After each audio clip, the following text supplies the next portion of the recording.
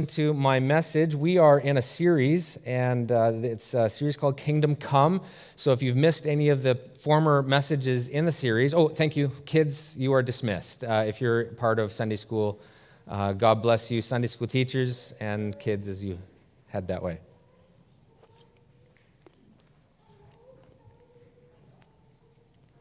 So we're in the middle of a series called Kingdom Come. This is Jesus, his famous sermon, the Sermon on the Mount, and Jesus is offering a vision of life.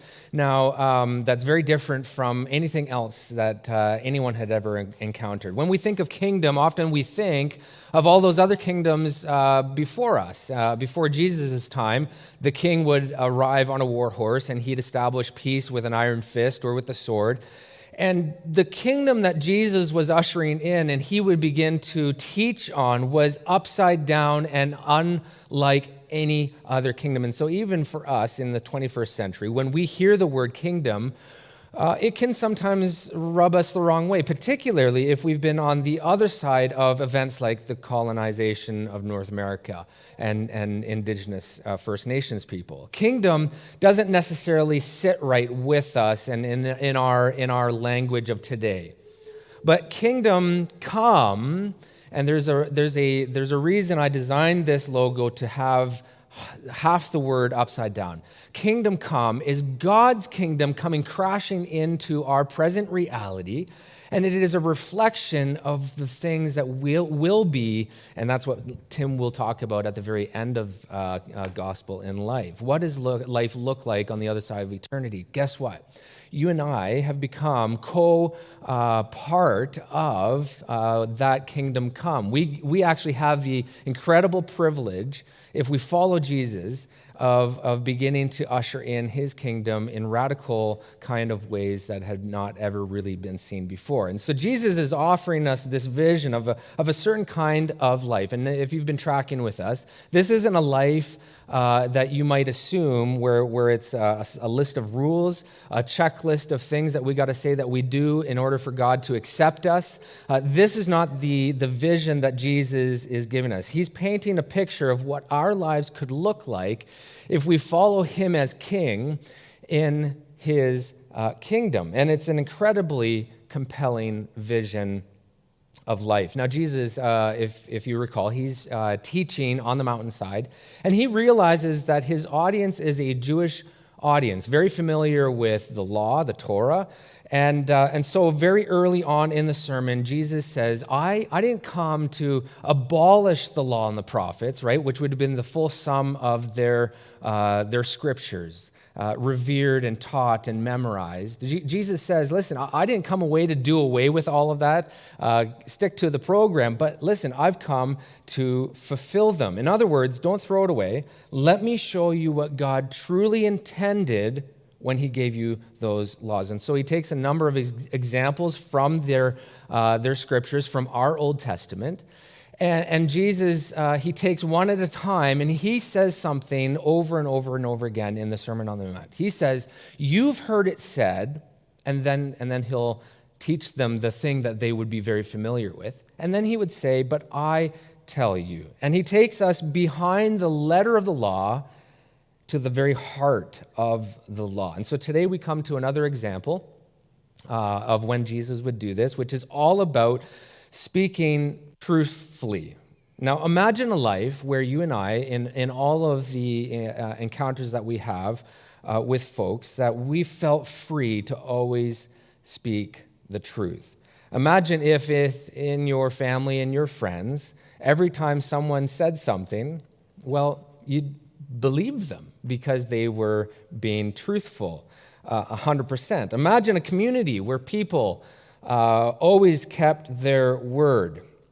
And now we know, you and I know this is far from our experience. And in fact, that vision of truth speaking is hard for us even to really imagine and to grasp fully. But this is the vision of life that Jesus is presenting. A beautiful life, a life of beautiful truth speaking. So we're going to get into the passage. It's only a few verses in the Sermon on the Mount, Matthew 5. Let's get right into it. Verse 33. He says this, Again, you have heard that it was said to the people long ago, 'Do not break your oath, but fulfill to the Lord the vows you have made.' But I tell you, do not swear an oath at all, either by heaven, for it is God's throne, or by earth, for it is his footstool, or by Jerusalem, for it is the city of the great king." Verse 36, "And do not swear by your head, for you cannot make," listen, you can't make one single hair white or one single hair black. I guess you can with coloring, right? But Jesus is saying, hey, don't swear by your head because you can't even change one hair white or black. Verse 37, this is what he sums it up with. He says, all you need to say is simply yes or no. Anything beyond this comes from the evil one. So what we're going to talk about today, we're going to lay this out, three things. The problem with oaths. The second thing we're going to look at is the power of truth.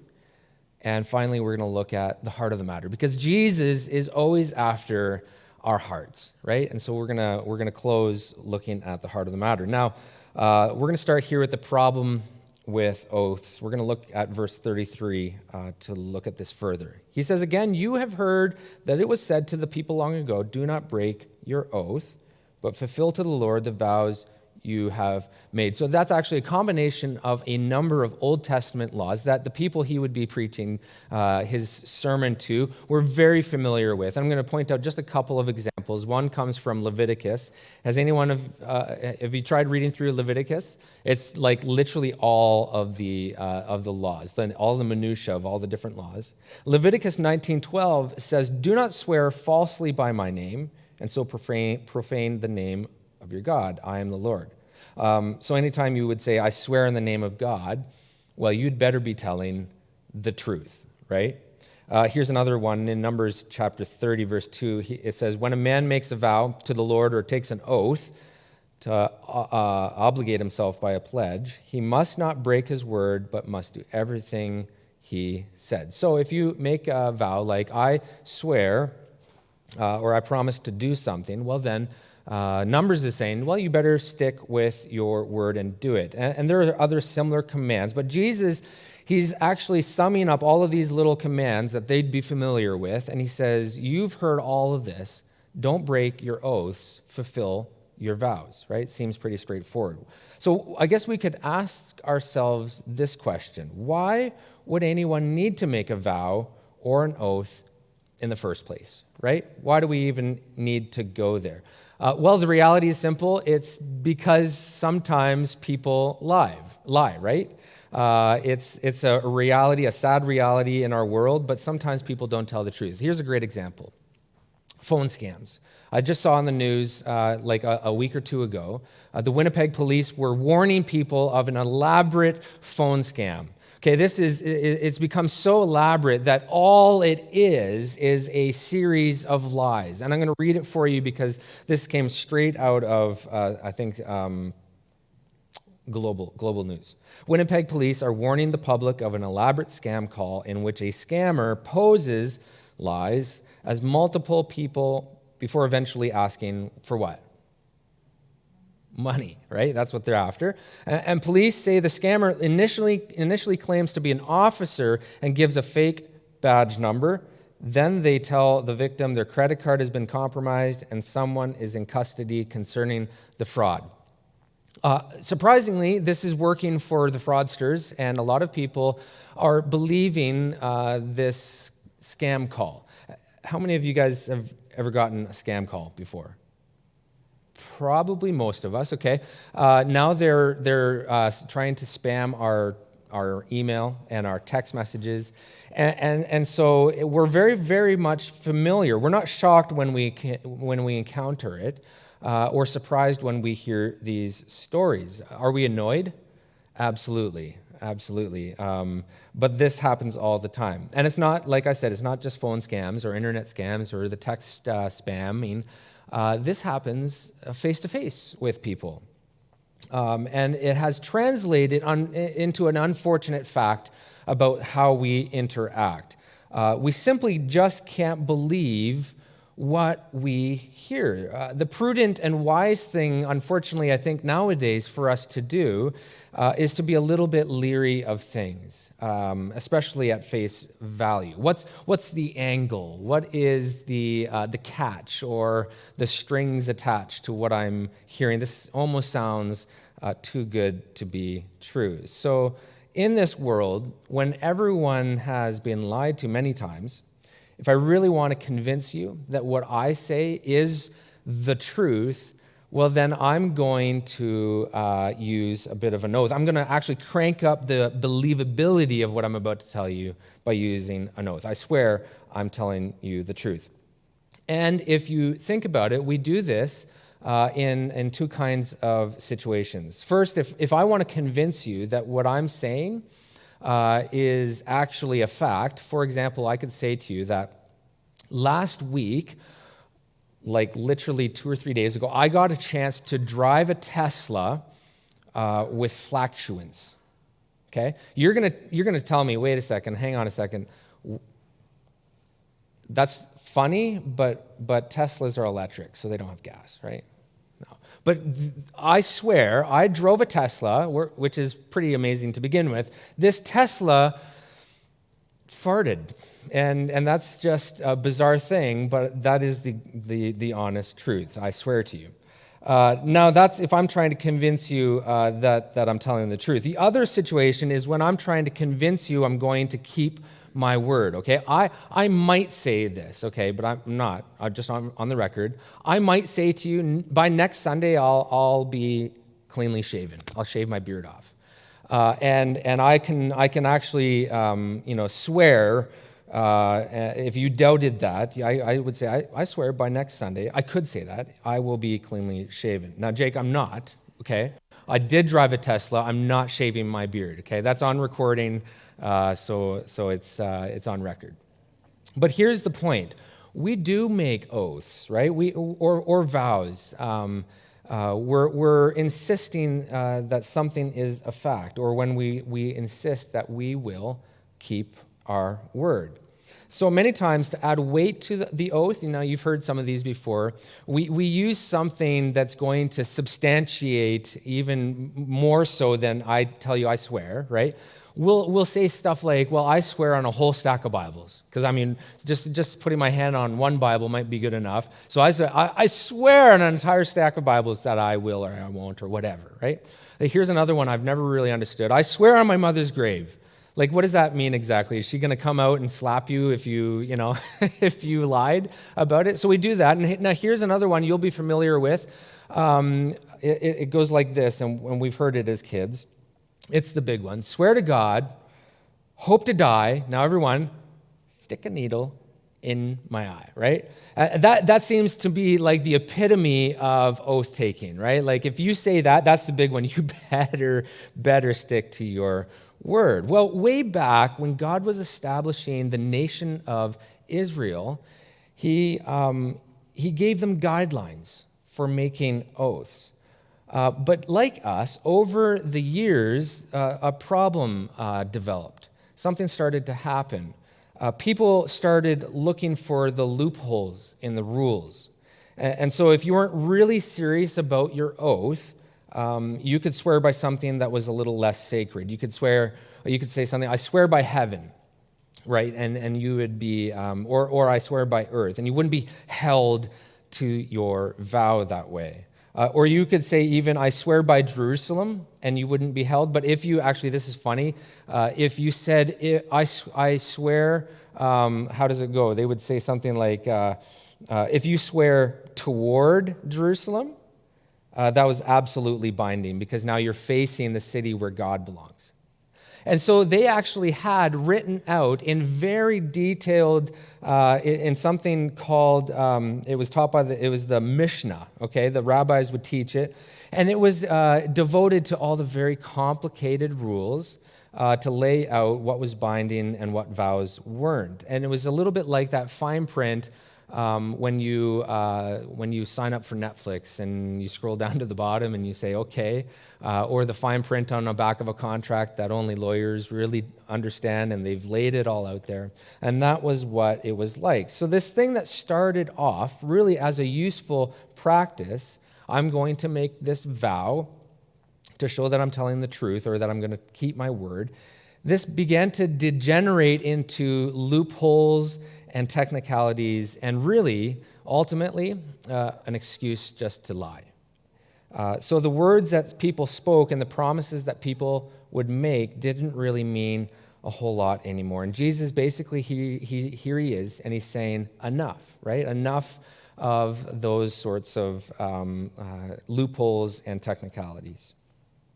Verse 34, I want to read that to you. It's on the screen, 34 to 36. This is what he says. But I tell you, do not swear an oath at all, either by heaven, for it is God's throne, or by the earth, for it is his footstool, or by Jerusalem, for it is the city of the great king.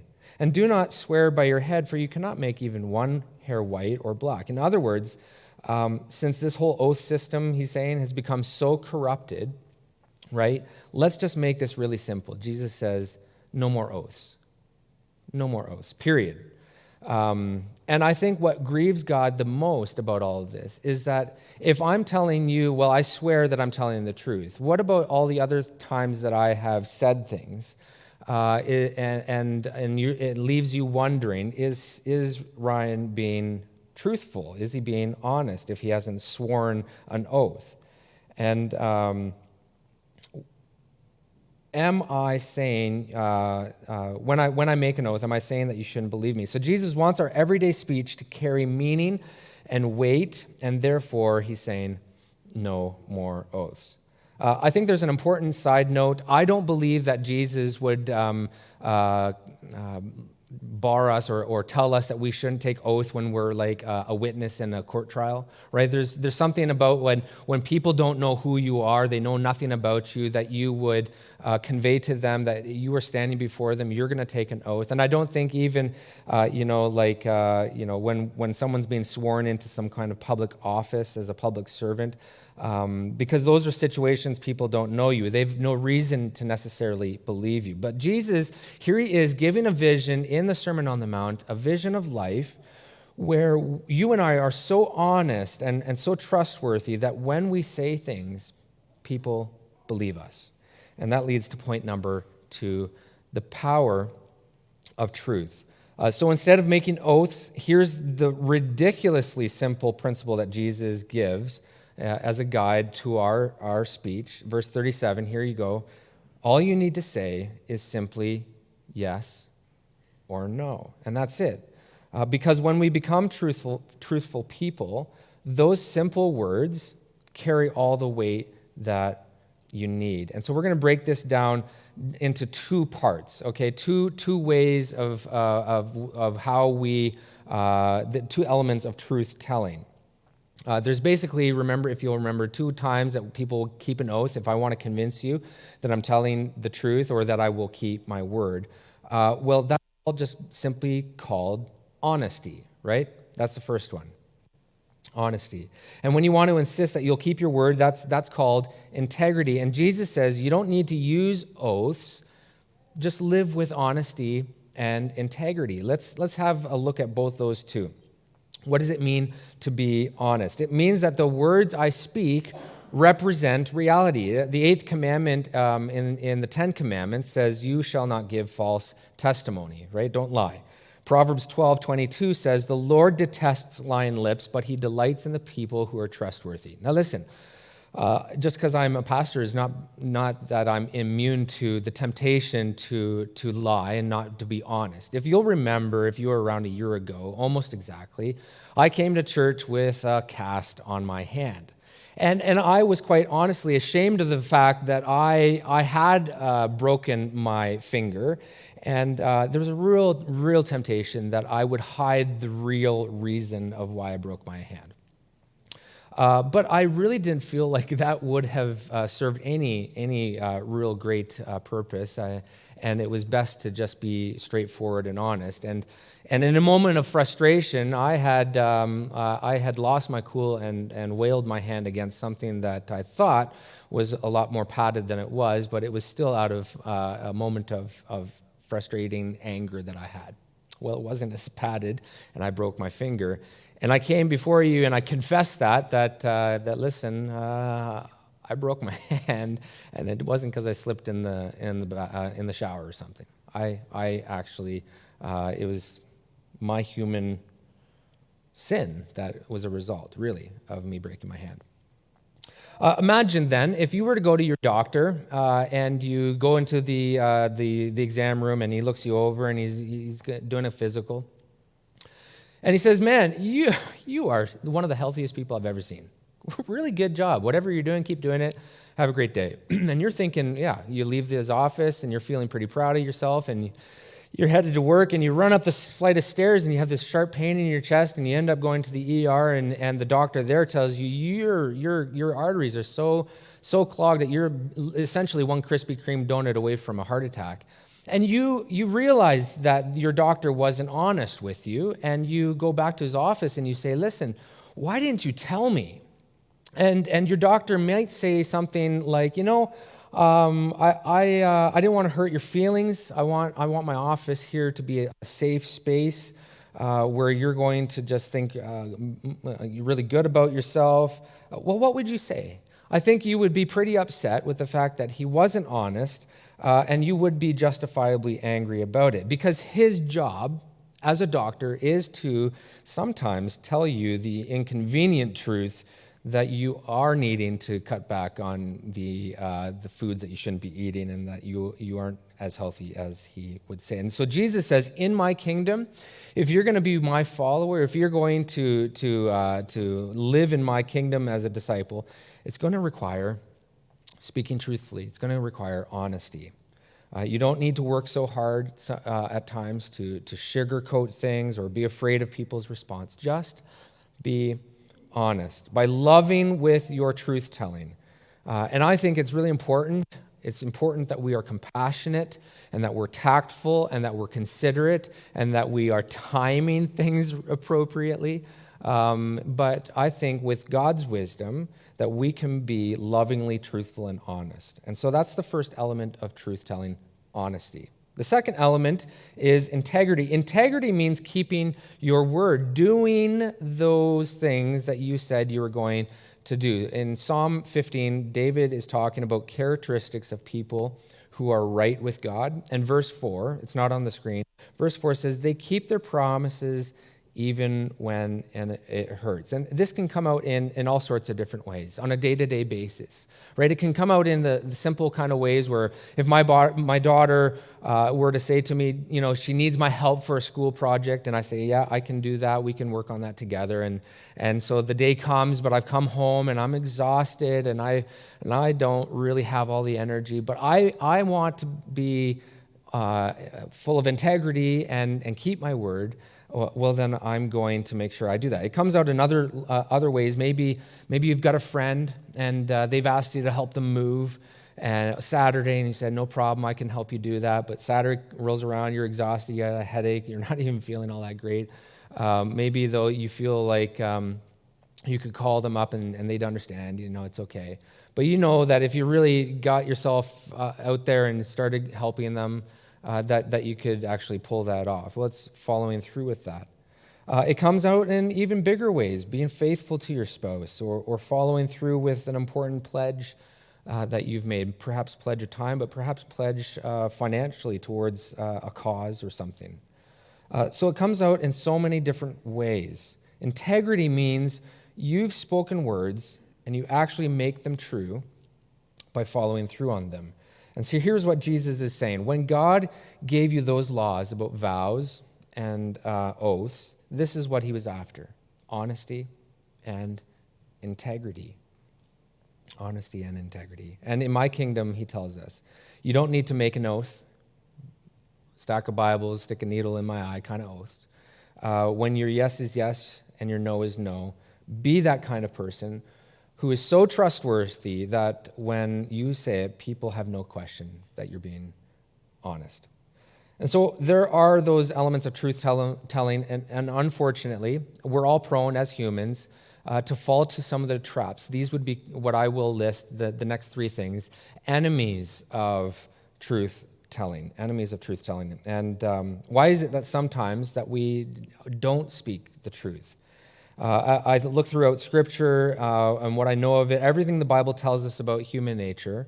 I think that, there may be more, but I've kind of listed these things, three things. And the first one I struggle with. My personality type is I like to be a people pleaser, right? I don't actually like it when people are disappointed in me, and that can be a strength, but it can certainly be a something that keeps me from being fully honest.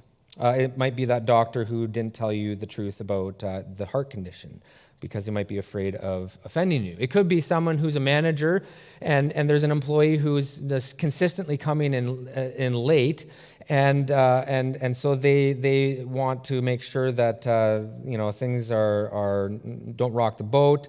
And they might say, "Oh, you're doing a great job. Keep up the work," because they might be afraid of confronting that lateness, right? It might be awkward or uncomfortable to talk about. So there's people pleasing. There's lots of different ways that we are, drawn into that as a way to not be honest. The second enemy of truth-telling is impression management.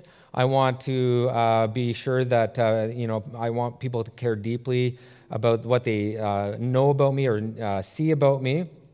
And so just a little stretch of the truth may be in my favor. It could be somebody who's 5'10.5" and he constantly goes around saying, "Yeah, I'm about 6 feet." That's what I want people to believe about me, and so that's all he will ever say. Or maybe you agree to meet at lunch with me, and it's for 12 o'clock, and we're going to be at Roxy's or wherever, and I'm late, but on the way, like I ran late. I ran out the door here. On the way, I encounter a train.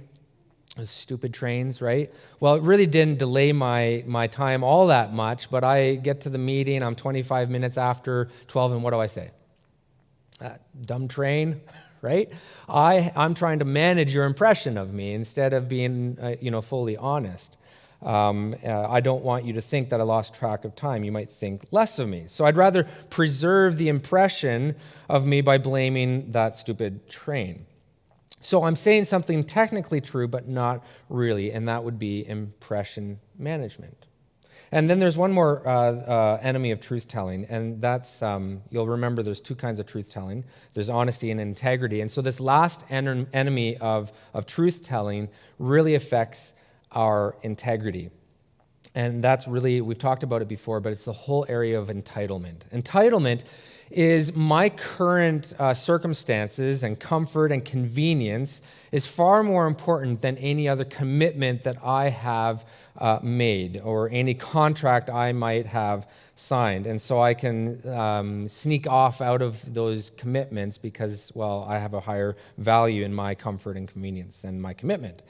This can play out in a number of different ways, but really the crux of it when Jesus teaches on this is he's saying, and he said it in different places, but to follow Jesus, you and I need to die to ourselves. And in dying to ourselves, that means that we die to those selfish entitlement tendencies for the whole purpose of being prepared to serve and to sacrifice for the benefit of others, just like Jesus did. Particularly if I've made a commitment, but I remain committed even when my commitment suddenly becomes infringed upon because of my comfort or my convenience. Does that make sense? So it is, like Jesus says, a constant dying to myself. And so those are some of the big enemies of truth-telling, and it's easy for us to see them and point them out in other people. But if we're really honest, and if I'm honest, because that's what the sermon is about, then we can say that every single one of these enemies of truth-telling and integrity, we have caught ourselves doing that. I catch myself slipping into people-pleasing, and I find that I'm slipping or trying to manage my impression, caring a whole lot more of what people think about me. And I can even see entitlement mindset creeping into my life as well. And all of those things can affect our truthfulness. Can you guys relate to any of that? I hope I'm not the only one confessing that I've got problem with these things. Yeah, I do think that all of us do. So we desperately need this last point, and this is what Jesus is after. He's after the heart of the matter. I love what he says in the Gospel of Luke. We're going to read it on the screen there. A good man brings good things out of the good stored up in his heart, and an evil man brings evil things out of the evil stored up in his heart. For the mouth speaks what the heart is full of. The mouth speaks what the heart is full of. Imagine if you're living in the very first century. You went to a Pharisee because you felt this conviction and you're having trouble with the fact that you know that you've just lied to your wife, and that's actually it's actually a lot bigger than she even realizes, right? And you go to your Pharisee, or not your rabbi, the Pharisees at the time, and you say, "What do I do about this?" Well, as we know, the Pharisees were very much concerned about outward behavior, and the Pharisee would likely tell you, "Well, just stop lying, just change your behavior, stop doing it," some variation of that, because as we've been learning, they were focused on that outward behavior. But here's the question. Would that advice ultimately help in the long run? It might for a little while, but willpower, even though it can change some things and some habits for a little while, what we need is something so much deeper. And that's why Jesus is wanting to address our hearts. And that's why he says, the mouth speaks what the heart is full of. And that's why disciplining yourself won't work for the long term. So in order for us to become truth-telling people, we have to develop and cultivate and come to Jesus again and again so that he can transform our heart so that it's no longer ruled by people-pleasing and impression management and entitlement. And how do we begin to develop that kind of heart? I like what Paul says. We're going to jump over to 1 Corinthians. Paul talks about this in 1 Corinthians 4. Listen to what he says. He says, "I care very little if I am judged by you or by any human court." First of all, let me just pause there, because when we fall into people-pleasing and impression management, it's a lot to do because we care about what other people think, right? We don't want to be judged or assessed by other people. And so we begin to hide or exaggerate the truth to make ourselves look better than in their eyes. So he goes on, he says, "But I've come to the point where I care very little about what you think." Here we go, verse 4. "Indeed, I do not even judge myself. My conscience is clear, but that does not make me innocent." In other words, Paul is saying he doesn't even trust his own judgment of himself. He recognizes that his own heart can't be always so trusted. And our culture would really actually teach us, and we can be formed so easily in our culture that says, don't worry about what everyone else thinks. What's mostly important is what really matters, what you think. So if you have a peace about it, well, then you're good. And Paul says, no, I realize how unobjective that I can be, so that I don't even trust at times my own opinion. So whose opinion did Paul trust? And it's the next line. Paul is basing his self-image on this line. He says, "It is the Lord who judges me." It's what God has said about him. And really, that could be a scary thing, because Paul is very familiar with the gospel. He knew that God actually looked at him through Christ. And so part of me, it doesn't have to be a scary thing, right? It can be something that as we surrender our heart and our life to Jesus and his way, his kingdom ethics, then we don't have to be afraid of that in and through Jesus. And why the reason he hung on the cross is that we can live this way that he's called us to live.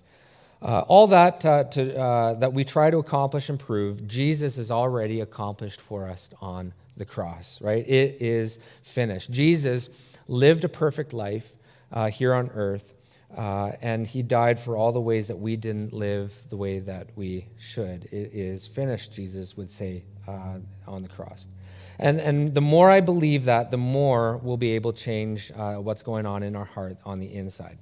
All right, so what does that mean as we wrap up? Since through Christ, God fully accepts me as his son, I can stop feeling the need to be a people pleaser. I don't have to desperately try to alter what I say or what I do in order for those looking at me to like me. And therefore, now I am free to speak with truth. It might be a little uncomfortable. It might be really difficult, but it is the road to healing. I think that in any area of reconciliation, there needs to be truth, right?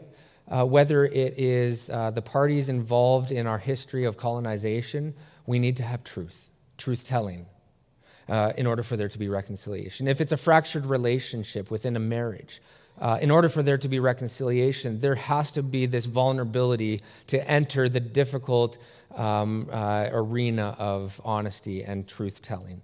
We need to be able to, as a church community, journey in a good way within our community in a way to reconcile and to bring people to Jesus by being truthful. But truth in love, right? Some people like to think that being brutally honest is the highest thing, and they really enjoy being brutal, the brutal part of it, rather than the honest. But I think that just like the verse that's in our gymnasium right now, there needs to be humility with the way that we are being honest. Speaking with humility, tactfulness, consideration, not beating it over the heads of those that we're trying to convey the truth. But I can speak the truth to people in my life and do it in a loving way. And so now, since my value doesn't come from how great I am, but instead how amazing and how great Jesus, my King, is, I can give up impression management. I don't need to carefully manage that image of myself or exaggerate my good qualities. Or when I do something stupid or plain out wrong, then I can be honest and admit those. I'm late for lunch because I didn't leave on time, and I'm sorry that I'm late. And there's a freedom in being able to be honest about that, because your core identity, my core identity, can be established in Christ. And since my heart is captivated by Christ, then I start to feel a whole less entitled in life, because I follow a Savior who has shown me the way, who completely gave up and everything in a way to come here and give us everything. Everything he promised, Jesus ended up doing, even when it was full of sacrifice, even when it was extremely painful. So, what is the vision of life that, when you read Jesus' words, capture your imagination? What is it about this vision that captures your heart? As you carry on through your week, I pray, would you listen for that deeper, loving voice of Jesus saying, this is the life that you were made for, a life of honesty and integrity as you walk in my kingdom. See, the mouth speaks what the heart is full of, and when your heart and my heart is full of Christ, then the mouth speaks the truth. Beautiful, loving, life-giving, promise-keeping, freeing truth.